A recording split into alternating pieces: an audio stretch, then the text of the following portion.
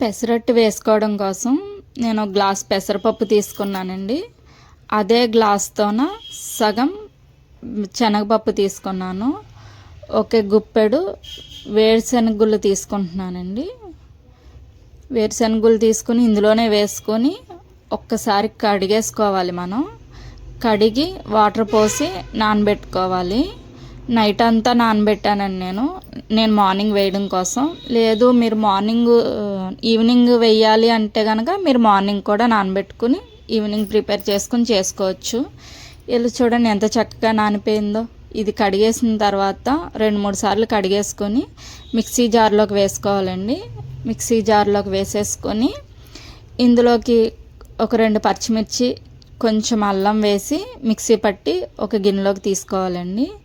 గిన్నెలోకి తీసుకున్న తర్వాత దీంట్లోకి రుచికి తగ్గట్టు సాల్ట్ వేసుకొని కలిపేసుకొని పక్కన పెట్టుకోవాలి. ఒక 5 నిమిషాలు అన్నది పక్కన పెట్టుకోవాలండి. పక్కన పెట్టుకున్న తర్వాత ఇప్పుడు ఇందులో పెసరట్టు ఉంటేనే సరిపోదు కదా, మనం ఇందులోకి మంచి చట్నీ ఒకటి కావాలి కదా. చూసేద్దాం వచ్చేయండి.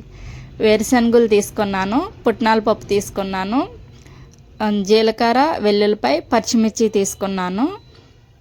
స్టవ్ మీద గిన్నె పెట్టుకొని వేరుశనగుళ్ళు వేయించుకోవడం కోసం అని చెప్పి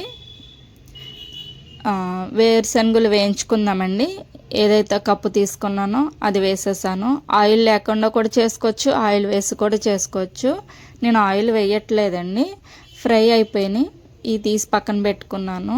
అదే గిన్నెలోకి కొంచెం ఆయిల్ వేసాను, పచ్చిమిర్చి వేసి వేయించి తీసుకున్నాను.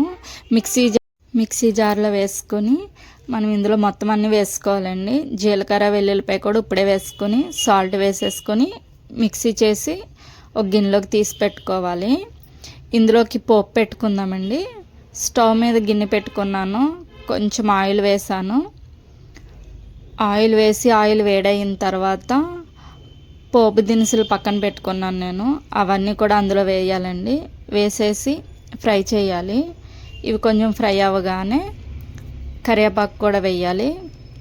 ఫ్రై అయిపోయిన వెంటనే మనం చట్నీ ఏదైతే తీసి పెట్టుకున్నామో ఆ చట్నీలోకి వేసేయాలి. వేసేసుకుని పక్కన పెట్టుకోవాలండి. చూసారా ఎంత బాగుందో చట్నీ. ఇప్పుడు మనం ఏదైతే పెసరట్టు కోసం పక్కన పెనం పెట్టుకొని చిన్నది సగం ఆనియన్ తీసుకొని దానికి కొంచెం ఆయిల్ రాసి ఇలా రుద్దితే కనుక మనకి పెసరట్టు అన్నది అంటుకోకుండా మంచిగా వస్తుందన్నమాట. ఇలా అట్టు కింద వేసేసుకున్నాను.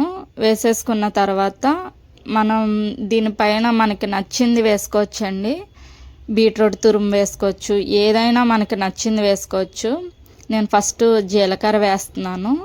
పైన జీలకర్ర వేసిన తర్వాత చిన్నగా కట్ చేసి పెట్టుకున్న ఆనియన్స్ వేసాను. పైన క్యారెట్ తురుము వేస్తున్నాను. మా పిల్లలు క్యారెట్ తురుముతో అయితే చాలా ఇష్టంగా తింటారు, అందుకని చెప్పి నేను క్యారెట్ తురుము వేస్తున్నాను. మీకు కలర్ఫుల్గా ఉంటుంది. ఒకసారి ఇలా వేయండి, ఒకసారి ఏమో బీట్రూట్ తురుముతో కూడా వేసి చూడండి, చాలా ఇష్టంగా తింటారు.